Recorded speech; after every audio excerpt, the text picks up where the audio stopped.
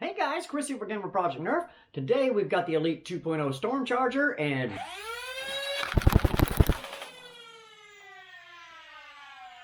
Yeah, I did that. Let's take a look.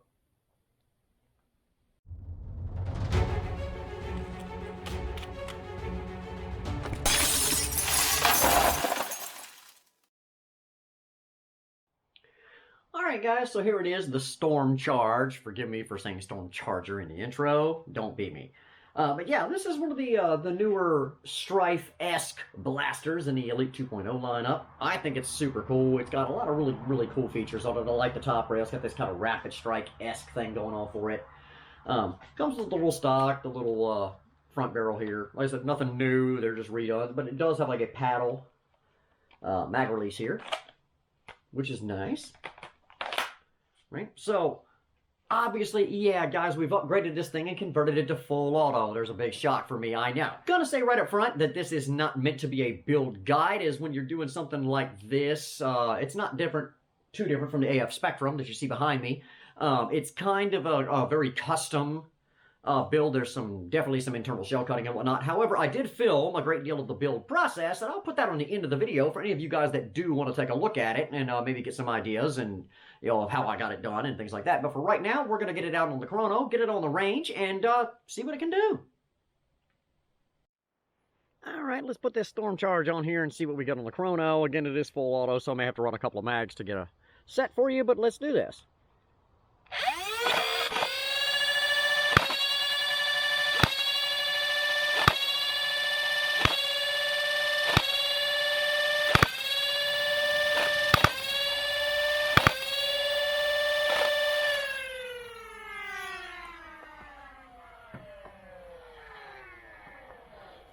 I think that'll be good enough, guys. We had 9 total reads on the 12 dart mag. That wasn't too bad. I did double off a couple. We had a high of 142, a low of 115, and an average of 134. That's right in the realm of what is considered acceptable for HVZ. Notice it's a pretty quiet blaster. We're running ME2s and Inferno wheels. And so anyway, let's get it out here in the range and see if we can hit something with it. And, then we'll do a mag dump and see what she can do for rate of fire. Alright guys, we're back out on the range. I did get it put back together. All my targets are back up. I started putting my netting back in.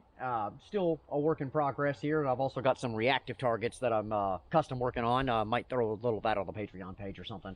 Anyway, let's see if we can hit something. So I've got the little 10 rounder that is in it. Just like with the Chrono test, we're firing AF waffles. So here we go.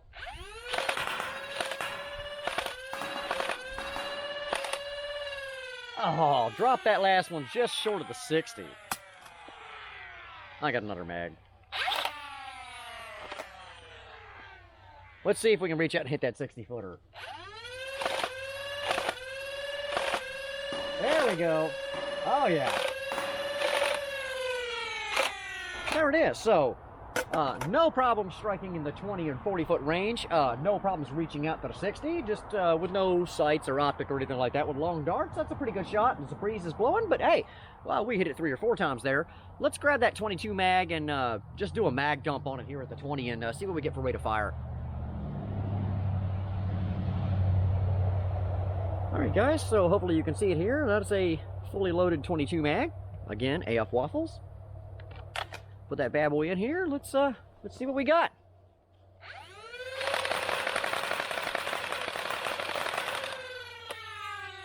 Empty 22 mag.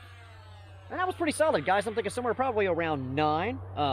It will stagger on the odd dart. Sometimes these custom builds like that aren't quite as rock solid as if it had been in a Stripe or something like that. But all in all, it's shooting pretty damn reliably, and I'm very pleased with it. Let's go inside and we'll talk about the mods that we did, and then we'll get to some of that build footage for you. See if we can do anything with it. So let's get the barrel attachment and the stock off really quick. We'll get that, looks like a 10 stick. It is, out of there. Put those down here and take a look at this thing. It's very Strife-esque. Access door's a little different. I love the top carry handle. It's got this rapid strike vibe going for it. So what we're going to do is go and get the battery door off. Don't really need to take it off, but let's get the screws out of this bad boy and take a look inside. So I'll spare you that agony, and I'll be back in just a minute. Alright, all the screws are the same length except the two in the top rail, just like the Strife. Looks like we're probably going to have to pop these grips off because there's no separation in them, so hopefully they didn't like solvent weld them or anything like that. So anyway, I'm going to get a little spudger tool here and see if I can get those loose without too much fuss, and then I'll get back to you. Okay, got them off. Took a couple of these little screwdrivers, got under the bottom. They are clipped in. You can see they go here and here. And they are kind of a pain in the butt. They do come off. They're not solvent welded that I could tell.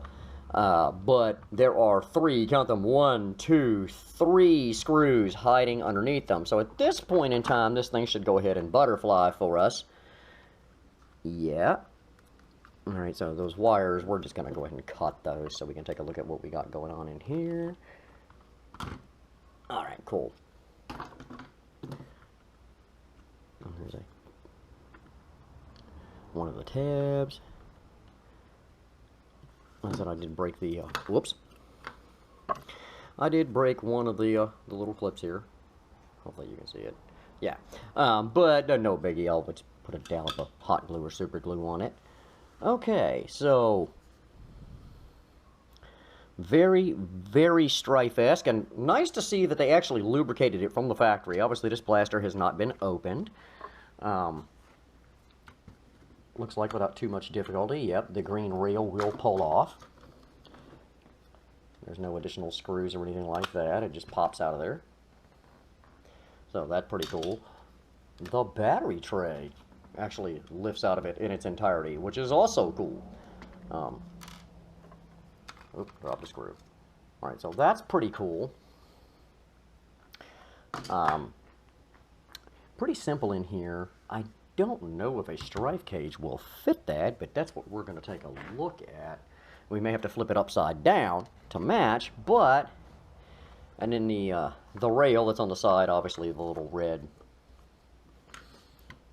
tab right here at my finger. If you push it in, you can pop that rail off of there. We're going to leave it in because it has no effect on what we're doing.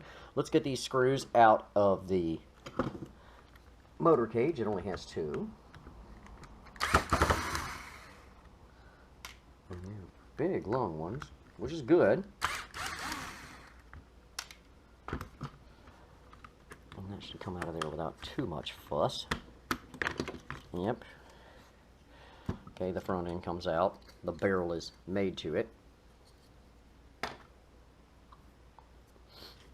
So, first thing I'm seeing right here, if we're going to do an aftermarket cage, guys, it's a lot like the Phoenix that we did. So, let me see if I can get a few wires pulled through here, just get this crap out of there, and then we'll start talking about some things. Alright, there we go. All of the electronics are now officially out. I mean, this is as simple as it gets. There's no electronic locks. There's none of that stuff. It's got one mechanical lock here on the rev trigger, and that's it. So, that part, I don't really have a grievance with. So.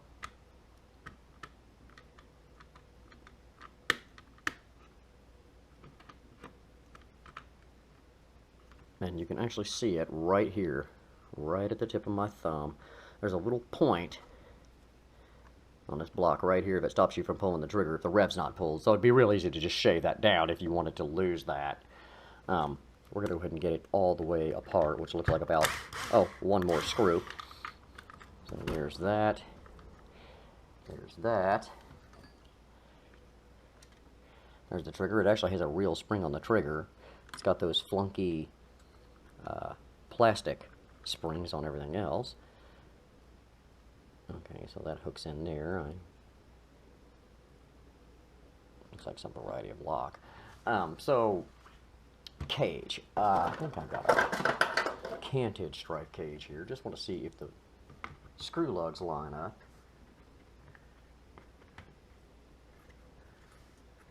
And it looks like 3 of the 4 will.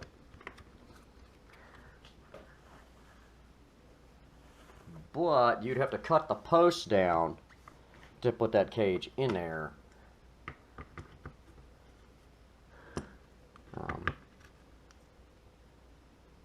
You'd have to cut the posts down a lot.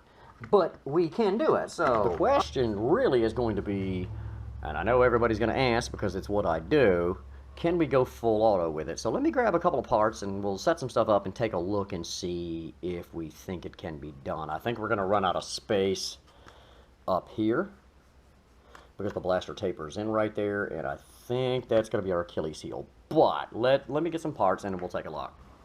Alright, so I've got an XSW kit here and I've got it torn down. So we're just going to start with the pusher. Okay, that's not too bad. Now it's setting a little high, but right here under the end, whoops, sorry, didn't mean to kick you.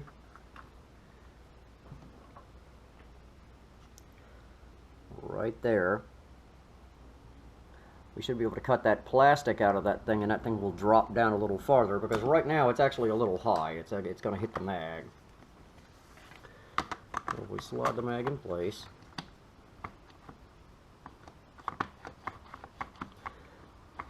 yeah, it's just going to bump into the mag. But if we cut that plastic out, so we're going to start there. I think we can pull this off, actually, guys. Sorry, I kicked you again. Because this area in here looks like it's actually going to be a pretty good spot for the gearbox to set. Now, we've got a lot of cutting away and things like that to do. We'll have to cut out the back side of this little rail to get it down just as low as we can possibly get it, because closing this beast up is going to be a thing. So we're going to have to cut away all of this junk up here where my thumb's at, this platform, this... maybe not the post. I'd like to leave the post to let it ride on.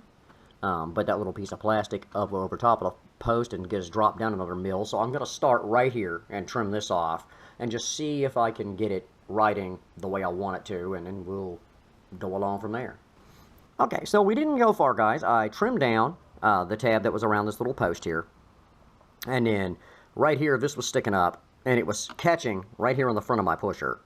So it wouldn't let the pusher go all the way forward. So I cut that down, and it's really rough yet, but that's okay. And then to make everything level, and it's going to be almost impossible for you to see on camera, there's kind of a little shot of it, I put a piece of just black corrugated plastic right here between this blue wall and the bottom of the pusher, so that it rides nice and flat. So if we drop the mag in here, okay, then you can see it goes right in there.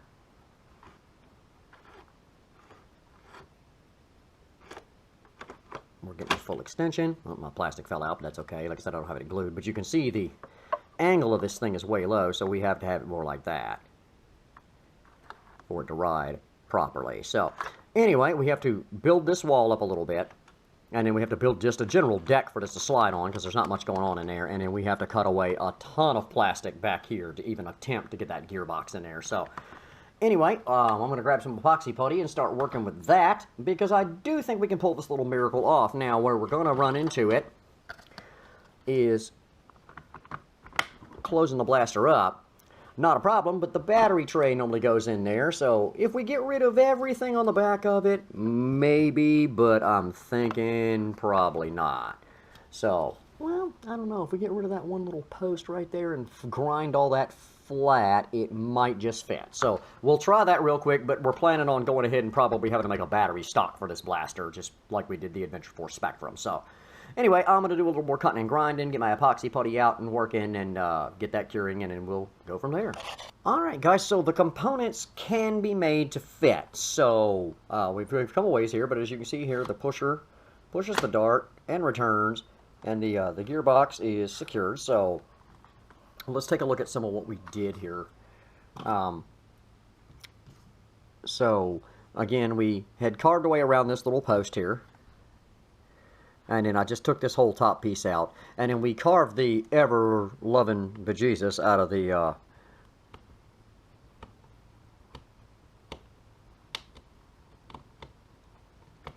this teal green rail. Literally cut away tons of it to make room for our pusher. This post is the one that came out of here, guys. We cut it loose from back here. Hopefully you guys can see it right at the tip of my screwdriver. And then I secured it with the epoxy in place. So And if it gives me any grief, I'll put a screw in it from the other side to hold it still. But that way we can screw the gearbox in place and have something positive to hold it. Okay, and then this side of the rail, you can see we had to take a big chunk out of it to clear the gear. Now that is together, there's no gap in that. The battery tray is an absolute no-go. And then on the body, you can see we took a piece out right here at the tip of my finger. But if we put it all together here,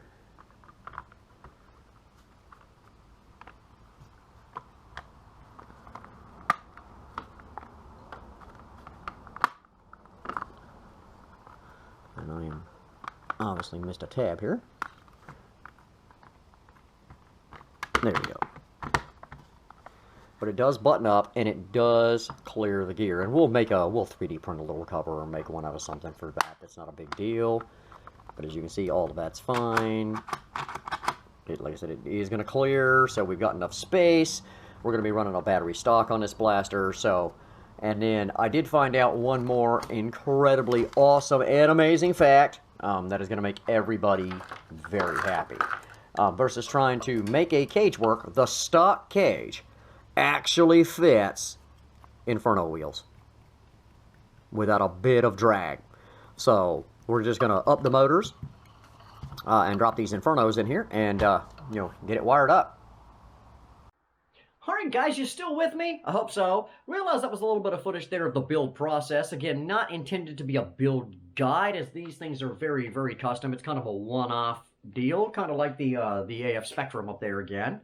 But just to touch on some of the stuff that we did do. So, yes, we upgraded the flywheel motors with Michel 2s and put Inferno wheels in the stock cage. They fit perfectly. No dragging, no fussing, no mussing. It worked out great. No issues there. Sounds great. Nice and quiet. As you saw on the range, delivering very, very consistent power in the middle 130s. Very, very happy with that.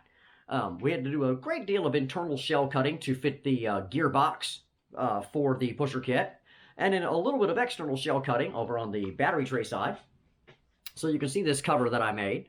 This is just very, very cheap, thin plastic that I, kind of bent to shape there and then painted up to match as good as I could. The battery door, the entire tray is gone, as we surmised that it would be. So put a couple little tabs of plastic underneath here to hold the feet of the battery door and then glued the front lug back in so that I can screw it down so that I can still use it as an access door if I need to service the pusher mechanism. So that part's good. The stock that came with it is a repainted version of a Recon Mark II stock. You can see it's wide open. You can see my thumb back there. So that made it easy to turn it into a little battery stock. So I just took a gray Recon Mark II that I had laying around, hot glued a little core blast onto it to keep the battery in place, and that works out just fine. So there's the wire. The battery is in there. We're just using the out of darts Turnigy graphene, which works well. We put a Michel 2.0 in the gearbox for the pusher mechanism. Really no muss, no fuss, guys. It was a lot of customized work, like I said, with the shell cutting internal and external, and then trying to make the little covers to pretty it up and fancy things over there. But all in all, I think it came out quite nice. It's firing great. We had a nice rate of fire. It was pretty consistent. Again, good power out of it. I like it. I hope you guys like it. Hopefully you got something from the build process that I put up there. Just little snippets there. Again, I realize it's not the full Monty, but when you're doing custom one-off things like that, wasn't even 100% sure that it could be done. But yeah, we pulled it off in fine style, I think. So yeah, hope you got something out of it. Hope you enjoyed it. If you haven't done it yet, hit that subscribe button. Turn on notifications. We got a lot of great content coming up here in the very near future for you that I think you guys are going to enjoy. Throw us that thumbs up, hit us in the comments, and as always, guys, in the description, I'll put links to the Patreon, the Etsy shop, the Facebook page, and the fan mail address if you want to write a letter and drop us a line. Guys, till next time, this is Chris for Project Nerf saying, have a blast.